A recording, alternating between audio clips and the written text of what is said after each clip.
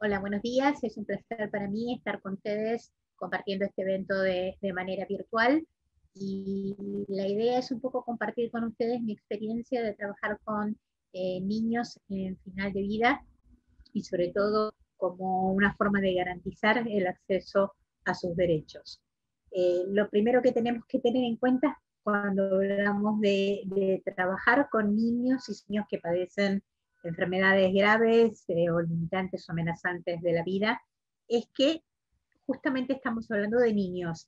Y los niños, esto nunca se dijo, no son adultos en chiquitito, son niños. Y eso significa que estamos hablando de personitas que están en pleno desarrollo, que muchas veces, sobre todo en la adolescencia, son rebeldes, son contestatarios, que todavía no tienen todas sus capacidades a pleno como puede ser un adulto, y fundamentalmente no cuentan con la experiencia de vida que contamos los adultos para poder enfrentar aquello que es absolutamente ajeno a la niñez, como es una enfermedad grave o amenazante de la vida. Tener en cuenta que ser niño, por propia definición, significa ser vulnerable. En realidad yo prefiero más la palabra frágil más que vulnerable, pero ustedes van a ver que muchas de la bibliografía habla de vulnerabilidad.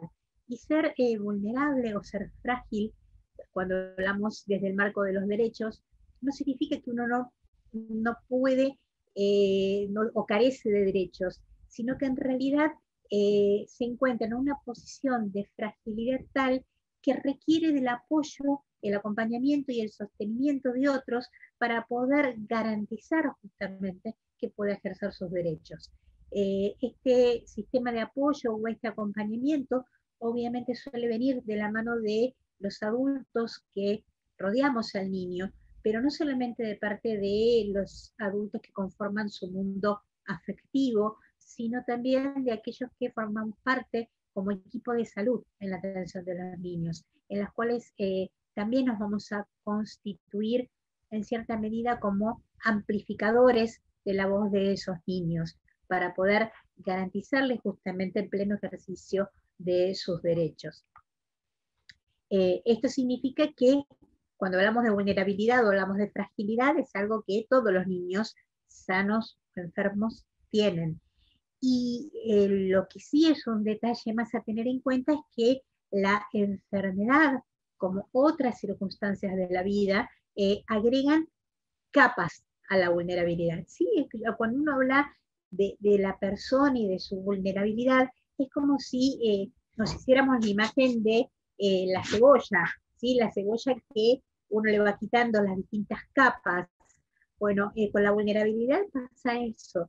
Ser niño ya es un estado de vulnerabilidad, porque es una persona, reitero, que está en pleno desarrollo. Ser un niño que además es mujer, que además es pobre, que además carece de educación o de la contención de un sistema sanitario, va agregando capas de vulnerabilidad.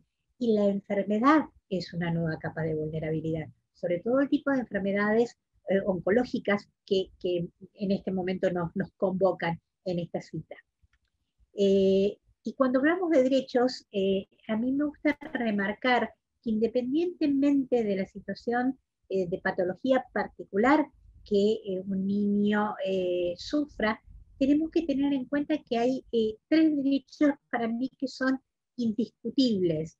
Eh, el primer derecho, calculo que todos ustedes conocerán a Mafalda, pero bueno, si no las conocen, acá tienen este, tienen el placer de verla. Eh, Nuestro derecho a la educación es tan indiscutible, y Felipe le dice que no hay la más mínima esperanza de que algún alma caritativa nos lo quite. Todos los niños, independientemente de su fragilidad, independientemente de su estado de salud o de enfermedad, tienen derecho a una educación. Y esto se ha hecho claramente patente en esta situación de pandemia, donde en muchos países se han cerrado las escuelas, y en realidad esto ha terminado siendo una conculcación de los derechos de los niños, porque la educación, la escuela, no se refiere solamente al aprendizaje de contenidos académicos. sino que es fundamentalmente un lugar de encuentros, de socialización, de aprendizaje de valores que pertenecen a una determinada sociedad. Por eso es tan importante que recordemos que entre los derechos que tienen nuestros pacientes figura la educación. Otro de los derechos irrenunciables, yo diría, cuando hablamos de nuestros niños, tiene que ver con el juego. ¿Sí? El juego es una actividad creativa, educativa, es una actividad de esparcimiento y es una actividad de socialización también. Una actividad que va de la mano del desarrollo del niño. Por eso es tan importante también, aún en un estado de enfermedad, y sobre todo de enfermedad grave, garantizar el derecho al juego. Y el tercer derecho, irrenunciable totalmente, es el derecho a un futuro. Acá la vemos a mi amiga Mafalda y este señor mayor que dice, esto es el acabose, cuando va a pasar a un hippie, como diríamos en mi época. Mafalda que le dice, no exagere, solo es el continuose del empezóse de ustedes. Todos los niños, independientemente de cuál sea su expectativa de vida, cuán grave pueda ser su enfermedad, tienen derecho a tener la esperanza en un futuro. Aun cuando ese futuro pueda ser muy próximo, aun cuando ese futuro pueda ser muy pequeñito y reducido, pero tienen derecho a creer y acceder a este futuro. Dentro entonces de este marco, y ya empezando, focalizándonos mucho más en la situación de enfermedad, de una enfermedad oncológica, lo que tenemos que tener en cuenta es que uno de los cuestionamientos mayores que nos va a aparecer cuando trabajamos con niños es la posibilidad que tienen los chicos de poder participar en la toma de decisiones con respecto al cuidado de su salud y de su vida, ¿sí? Este concepto que viene de la mano de la bioética, en Argentina y en la doctrina anglosajona está muy presente en la doctrina anglosajona, no sé, como the right to be let alone, ¿sí? El derecho a ser dejado a solas, donde es un concepto mucho que el concepto de autonomía bioética. ¿Por qué? Porque en niños nosotros podemos hacer la diferencia cuando hablamos de autonomía, el concepto civil de capacidad y el concepto de competencia desde el punto de vista bioético. ¿Por qué? Porque cuando uno habla de ejercer la autonomía de este espacio propio, personal, intransferible, de autodeterminación, donde uno puede tomar sus propias decisiones personales, que pueden ser buenas, malas, regulares, pueden gustar más o pueden gustar menos, pero son nuestras, donde inclusive desde el punto de vista constitucional en todas las democracias occidentales, lo que se dice es justamente la facultad de poder tomar decisiones hasta inmorales, porque el mérito de moral reside en la libertad. Entonces, este ámbito es un ámbito que en nuestros ordenamientos jurídicos está garantizado no solamente a los adultos, sino a todos los habitantes, a todas las personas que habitan en nuestros países. Y esto significa que vamos a focalizarnos puntualmente en esta facultad que tiene cada niño de poder autodeterminarse, de poder decidir su propio proyecto de vida, aún en la enfermedad, sabiendo que vamos a tener que ser muy prudentes al analizar dos cuestiones fundamentales que tienen que ver una con la autenticidad de la decisión. Esto es, una decisión es auténtica cuando representa mis propios valores, mis propios intereses y mis propios principios. Pero también sabemos que los seres humanos somos seres gregarios, somos seres sociales, y todos nosotros, inclusive los adultos, cuando tomamos decisiones, tenemos muy en cuenta qué es lo que van a pensar nuestros afectos, nuestros amigos, las personas que nos rodean, qué es lo que pueden opinar. Y esto también ocurre en los niños. Y esto no quiere decir que su decisión no sea auténtica, Pero sí vamos a tener que tener mucho cuidado de que esa decisión que el niño tome, teniendo en cuenta cómo puede repercutir esa decisión en su círculo afectivo, ¿sí? No sea una decisión que el niño tome solamente pensando en no afectar intereses de terceros. Y la otra cuestión que vamos a tener que tener muy en cuenta tiene que ver con la toma de decisiones en situaciones límites, ¿sí? Sabemos perfectamente que no es sencillo tomar decisiones en situaciones límites, que las decisiones en las situaciones límites nos confrontan no solamente con la racionalidad que supuestamente tenemos los seres humanos, sino fundamentalmente con la emocionalidad que tenemos los seres humanos. Y esto también lo tenemos que tener en cuenta a la hora de analizar la toma de decisiones. Saber muy perfectamente que en la mayoría de los sistemas occidentales, la mayoría de nuestros países ha adherido y ha incorporado, como en el caso de Argentina, a la Convención de los Derechos del Niño en su Constitución Nacional. Y esto significa que existe una obligación que es constitucional, que es jurídica, además de ética, de escuchar al niño, que el niño pueda brindar sus opiniones y que sus opiniones sean tenidas en cuenta.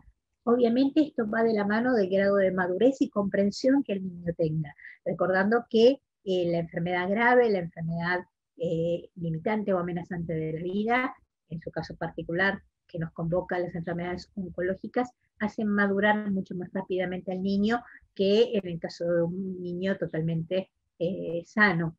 Y que la toma de decisiones va a ir justamente de la mano de este grado de madurez y comprensión que el niño tenga. No va a ser la misma forma de intervenir que va a tener un niño de 4 o 5 años que la forma de intervenir que va a tener un adolescente de 14 o 15 años.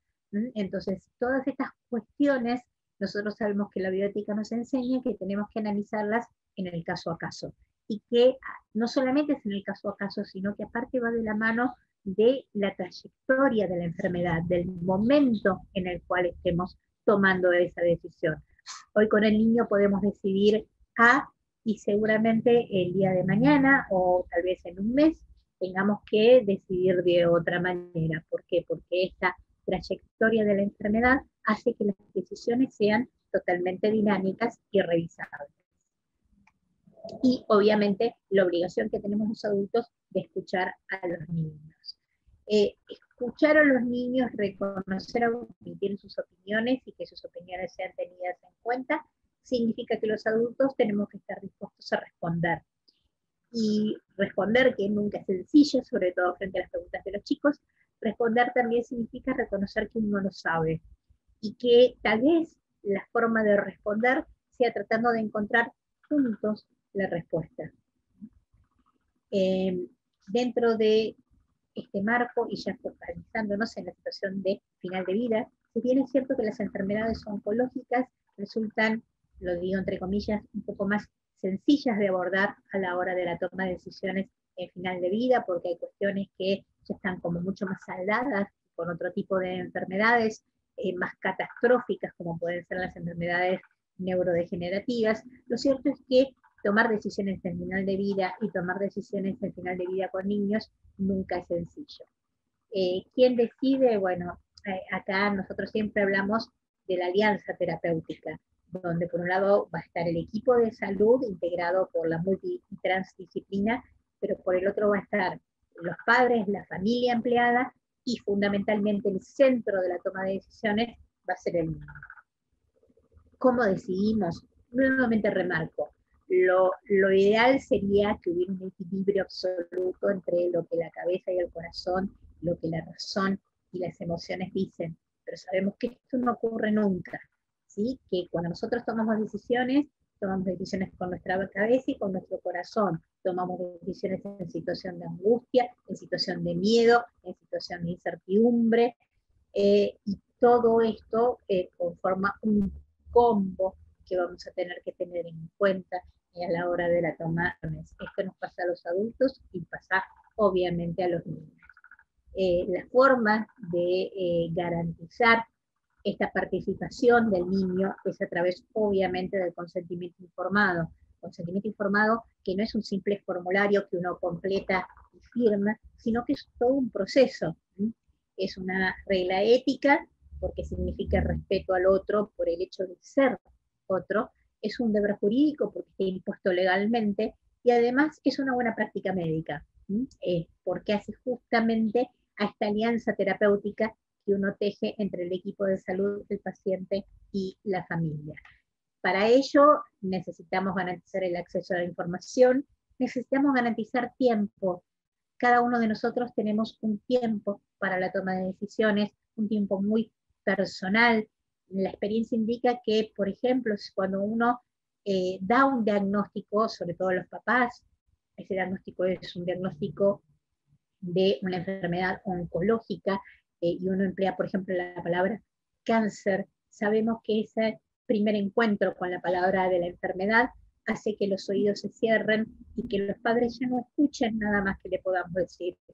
Aun cuando quizás ese cáncer es un cáncer de muy buen pronóstico, que permite una alta tasa de curabilidad, papás que han escuchado la palabra cáncer en un primer encuentro, hace que, bueno, ya ahí no escuchen más. Entonces hay que respetar estos tiempos en la toma de decisiones, dar espacio para plantear las dudas, la conversación, y yo diría, yo siempre remarco que nosotros no informamos, nosotros como equipo de salud comunicamos. ¿Por qué? Porque en realidad la información es el contenido de la comunicación.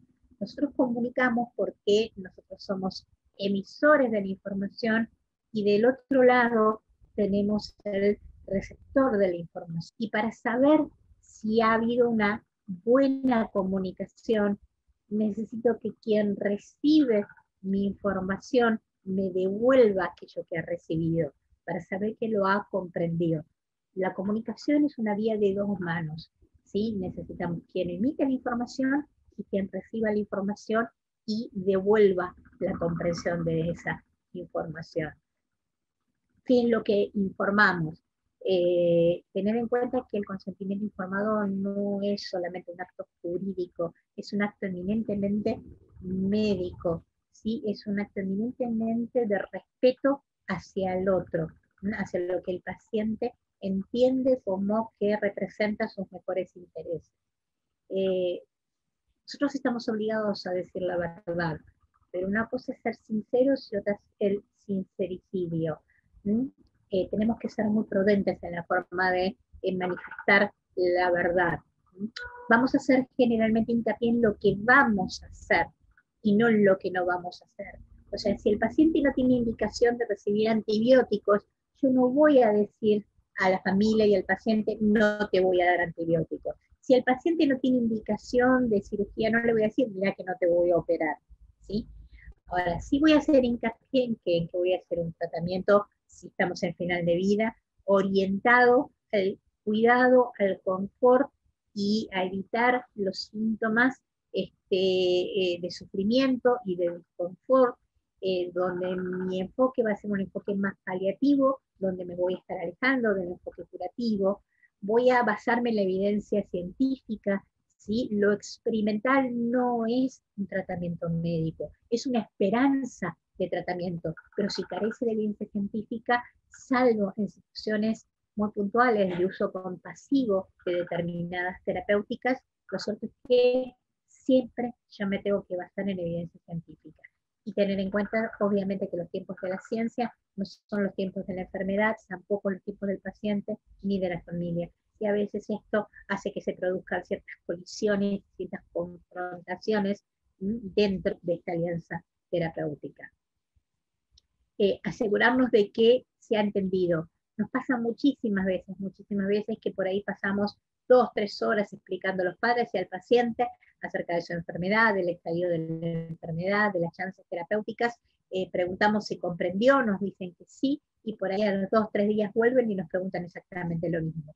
Y esto es así porque la verdad de lo que nosotros decimos es una verdad tan incomprensible, tan intolerable, que es necesario refrendarla constantemente. Así que todas las veces que esto sea necesario nos vamos a tener que sentar a explicar nuevamente en qué consiste la enfermedad del niño y también saber frenar el momento de brindar la información, ¿sí? A veces tenemos esta tendencia por ahí a ser muy verborrágicos en nuestra explicación, y a veces es necesario que sepamos, como decimos acá en Argentina, frenar la pelota, ¿sí? Un poquito para brindar esa información. Una comunicación asertiva es aquella en la cual logramos manifestar a los otros de forma simple, clara y oportuna lo que sentimos, queremos o pensamos, sin afectar, sin ofender o herir al otro en su persona, ideas u opiniones. Como decimos acá, nosotros prestamos oreja, ¿sí? Y además tenemos que respetar los silencios, ¿sí? Los silencios son muy importantes en la comunicación. Entonces, esto también es todo un arte a la hora de comunicar, sobre todo de comunicar las malas noticias. Siempre con la empatía, por supuesto. Hay distintas formas de comunicar. Yo acá les traje una, que es este acrónimo EPICE, que tiene que ver con el entorno, la percepción, la invitación, la forma de comunicación, la empatía y la estrategia.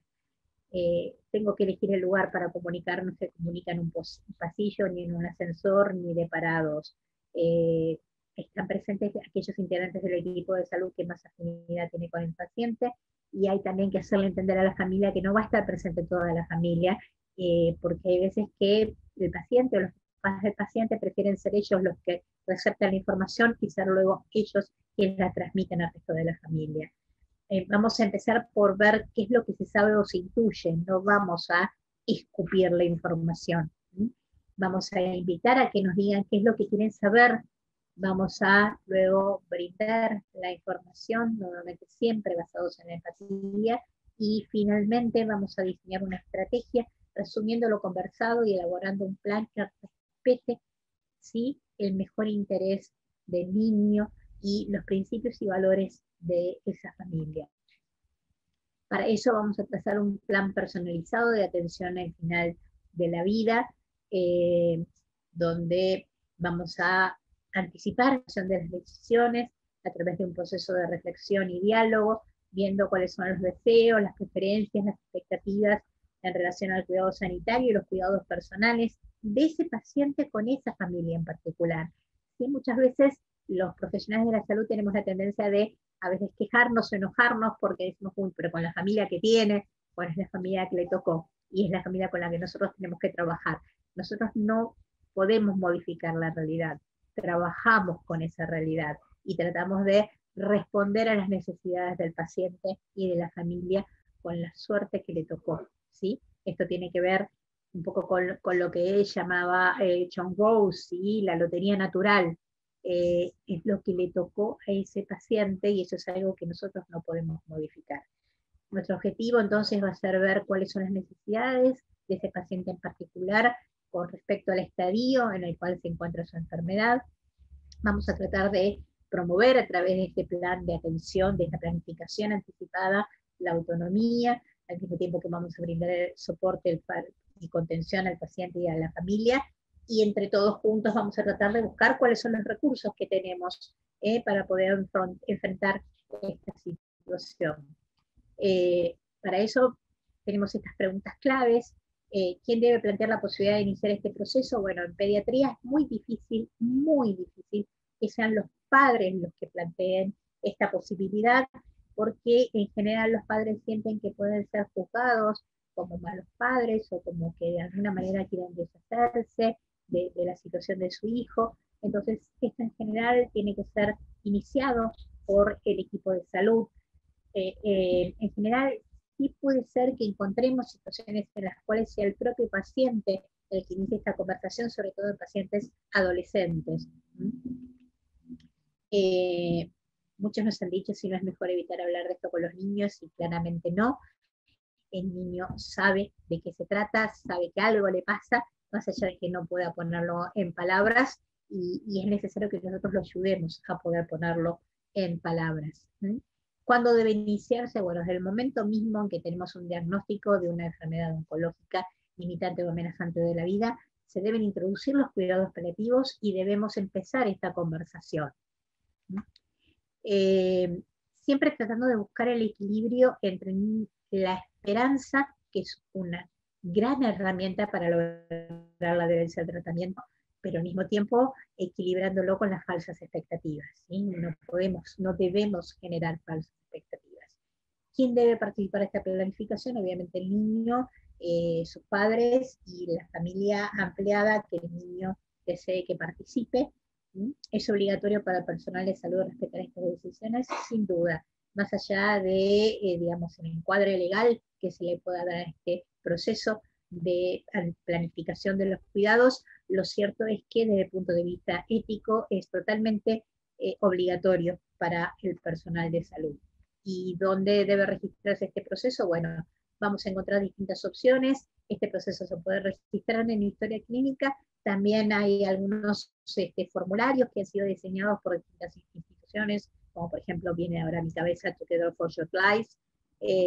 Pero lo cierto es que sí, lo que es necesario que tengamos en cuenta es que si este niño en particular va a ir a internación domiciliaria o va a continuar el cuidado en su domicilio, es necesario que se vaya con una copia de este plan, de esta planificación de cuidados, sobre todo frente a la posible situación en la que aparezca alguna interrecurrencia, el niño tenga que acudir nuevamente a la atención hospitalaria y no sea recibido por el equipo de salud que lo conoce, que quien lo vaya a atender sepa que ya hay determinadas decisiones que han sido planificadas de antemano. Cuáles son los deseos que vamos a estampar en esta planificación. La persona que el niño quiere que tome las decisiones sobre su cuidado cuando ya no pueda, el tipo de tratamiento médico que quiere y el que no. Esto obviamente va a ir de la mano de la trayectoria de la enfermedad, cuán confortable y cómodo quiere estar, cómo quiero que me trate la gente y qué es lo que quiero que mis afectos sepan. En cuanto al contenido, bueno, vamos a ir viendo que esta planificación va a tener que contemplar los deseos y preferencias mientras haya una calidad de vida aceptable y los deseos, preferencias y cuidados cuando esa calidad de vida se vaya perdiendo debido a la evolución de la enfermedad. Entonces, el tiempo y la duración de las visitas, las pruebas diagnósticas, el tipo de tratamiento. Yo siempre remarco, si por ejemplo al niño hay que hacerle un estudio, una resonancia magnética, y justo en ese momento le dan la comida, bueno, dejémoslo comer, que podemos hacer el estudio después. Respetarnos, la gente, todos nosotros tenemos que entender, a veces las visitas cansan, por más que hacen muy bien, pero también respetar los momentos en que el niño necesita descansar o no quiere recibir visitas, los lugares que quiera conocer, las comidas favoritas, las personas que él quiera ver, la importancia de las mascotas. Esto es algo para recalcar. Las mascotas son parte de la familia, sobre todo para los niños. Entonces es muy importante, si el niño está internado, que encontremos alguna forma de que el niño pueda reencontrarse con su mascota. El tema de las vacaciones y después las necesidades y preferencias de los padres, de los hermanos, de los abuelos, tener muy en cuenta a los hermanos y de otras personas significativas, ¿sí? Sobre todo si era un niño que era previamente sano y de repente desarrolla una enfermedad oncológica. Esto también es un factor que es muy determinante en la escuela, en los compañeros y en los maestros, así que eso también hay que trabajarlo desde la planificación de los cuidados. Luego, bueno, a medida que se va perdiendo la calidad de vida, ¿qué vamos a hacer cuando pierda movilidad, cuando no tenga hambre, cuando tenga dolor, cuando pierda control de esfínteres, cuando disminuya la conciencia, cuando haya dificultad respiratoria, y ya cuando el deterioro es irreversible, vamos a hablar, ¿sí?, del lugar de fallecimiento, de la compañía final, del destino del cuerpo, del funeral y de otras ceremonias de duelo, de sus pertenencias personales. Muchos de los niños dejan sus juguetes, sus ropas, o los padres muchas veces traen al hospital medicación que les quedó, una prótesis, una silla de ruedas, para que esto pueda beneficiar a otros niños. Y el tema de la donación de órganos y tejidos, que con las enfermedades oncológicas se encuentra muy limitado, obviamente, por el tipo de tratamiento que recibe. Algunas cuestiones importantes para no olvidarse. La conspiración del silencio nunca es buena. Remarco nuevamente que los niños saben lo que les está pasando, saben perfectamente que algo les está sucediendo, quizás nuevamente lo remarco, no puedan ponerlo en palabras, pero es importante que nosotros abramos el juego que no miremos para el costado ni permitamos esto de no le digan nada porque no lo queremos preocupar, o el mismo niño o no nos dicen no quiero que mis padres se enteren, sí, sobre todo en el caso de los adolescentes, la necesidad de compartir lo que está ocurriendo, para sobre todo contención. Siempre el enfoque va a ser del cuidado afectivo, ¿sí? Del cuidado amoroso, por sobre el cuidado tecnológico. Esto es fundamental que lo tengamos en cuenta. La tecnología es totalmente anómica, y es buena cuando va a dar algún beneficio al paciente, pero si el paciente no se va a beneficiar de la tecnología, si el paciente no se va a beneficiar de los cuidados críticos, no debe ingresar a una terapia, o si ingresó, debe salir. Porque lo fundamental al final de la vida es justamente este cuidado afectivo y amoroso. Tener en cuenta el tema del dolor. No hay razón alguna para que nuestros niños en esta época, pleno siglo XXI, sientan dolor.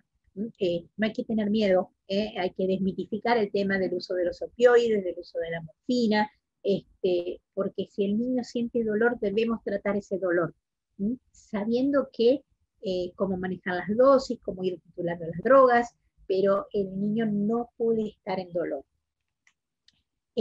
Los hermanos, es importante que nos ocupemos de los hermanos.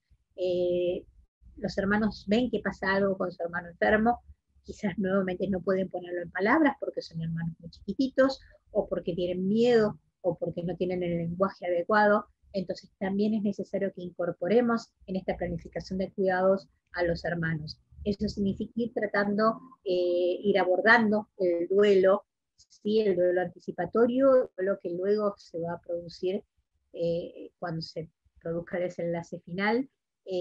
Muchas veces es importante, por ahí con los hermanos, trabajar las cajas de recuerdo o las etiquetas con palabras o frases que les quieran dejar a los hermanos, o un lugar de la casa que quieran destinar a tener los recuerdos, a recordar al hermano. Esto también se tiene que trabajar.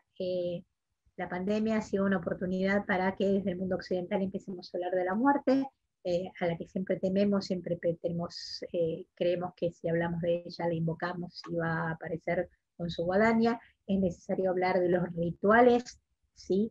De las creencias o de la ausencia de creencias de esa familia, y respetar, ¿sí?, lo que esa familia decida como, y sobre todo lo que el niño quiera, como mejor medida, como mejor forma de despedirse del ser querido.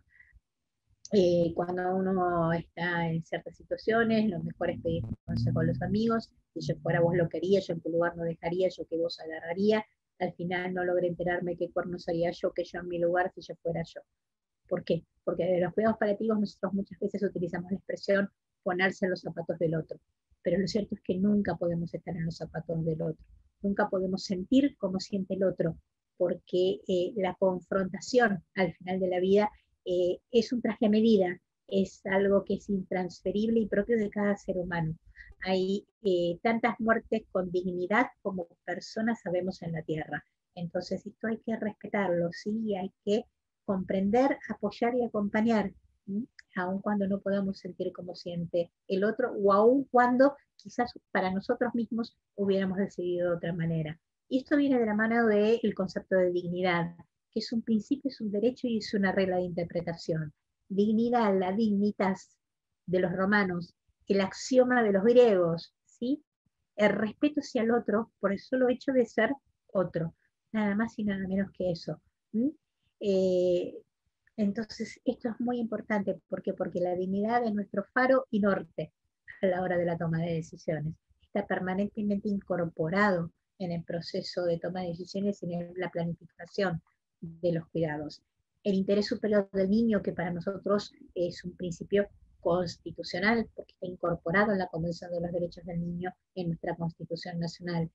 Cuando nosotros tenemos que tomar decisiones por un niño, o cuando el niño nos va a expresar aquello que desea, aquello que siempre nos va a guiar es aquello que mejor representa su superior interés. Y el superior interés del niño es aquel que garantiza la mayor cantidad de sus derechos, aquel que garantiza, volvemos al principio, aquel que mejor garantiza su dignidad. qué hermosa lluvia, qué hermoso resfrío, ¿por qué no vas a tu casa? Así es como luego se enferman, dan trabajo, parece que les gustara dar trabajo. Lo que nos faltaba, comandos paramaternales, dice Mafalda. La calidad de vida y la dignidad es un concepto, son conceptos eminentemente subjetivos. Y en niños, el concepto de dignidad y de calidad de vida, tenemos que recordar que se refiere a aquella situación en la que el niño es niño. O sea, en la medida que nosotros tenemos un niño que a pesar de su enfermedad, volvemos al principio, juega, va al colegio, se educa, eh, tiene la expectativa de un futuro, aunque sea muy próximo, interacciona con sus compañeritos, disfruta de aquello que le da placer, es un niño que tiene una buena calidad de vida. ¿Mm? Todo esto, obviamente, tomar decisiones con respecto a los niños en situación final de la vida, a nosotros nos repercute como personal de salud muy claramente. Nosotros pasamos por generalmente por estas tres situaciones. Una situación de distrés moral, donde nosotros sabemos sí cuál es el curso correcto para la toma de decisiones, pero que no podemos implementarlo por razones totalmente ajenas a nosotros. Esto es lo que se ha visto fundamentalmente en esta situación de pandemia, donde quizás por falta de equipamiento, quizás por falta de respiradores, quizás por imposibilidad de acceso a la terapia intensiva, hemos tenido que tomar decisiones que contrarían aquello que nosotros consideramos que es correcto. Las situaciones de incertidumbre moral, ¿sí? Las típicas situaciones donde no tenemos muy claro ¿sí? Cuál es el curso correcto de acción para tomar. Y finalmente, las situaciones de dilema moral, ¿sí? Donde tenemos dos o más opciones que son perfectamente válidas, pero que son mutuamente excluyentes. ¿Sí? No podemos decantarnos por todas ellas, tenemos que elegir alguna. Eh, y, y, una de las cosas más difíciles que yo he aprendido trabajando con niños, y acá vuelvo a la doctrina anglosajona, en inglés ustedes tienen una expresión para mí que es maravillosa y que es muy gráfica. ¿Sí? Yo siempre digo que el idioma inglés es muy gráfico, muy expresivo. Esa expresión es to let go, dejar ir. Si hay algo que para mí es la mayor expresión de amor hacia el otro, es cuando uno deja ir, ¿sí? Eh, y aprender a dejar ir es justamente un camino que uno va recorriendo en la vida. Eh, Obviamente que nunca es sencillo aprender a dejar ir, porque uno siempre quisiera, uno como persona suele ser muy egoísta y siempre quiere que aquella persona que uno quiere esté constantemente a nuestro lado. Pero lo cierto es que nos apuesta a costa de todo, que queremos que la persona esté a nuestro lado. Cuando vemos a esa persona sufrir, cuando vemos que ya es el momento final, el mejor y el mayor acto de amor que podemos hacer es dejar a esa persona ir. Yo recuerdo una frase que a mí me enseñó mucho de mi abuelo, que él era ateo, y él decía que la eternidad no estaba en los cielos, sino que la eternidad está en el corazón de las personas que nos recuerdan. Y me parece que esto es una gran enseñanza, sobre todo cuando trabajamos con niños. No se puede mirar en perspectiva cuando las heridas aún están abiertas. Y esto también es algo que aprendemos de trabajar en final de la vida.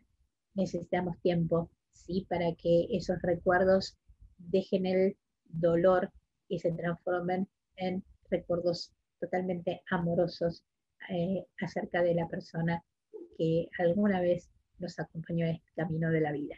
Así que les agradezco mucho la atención.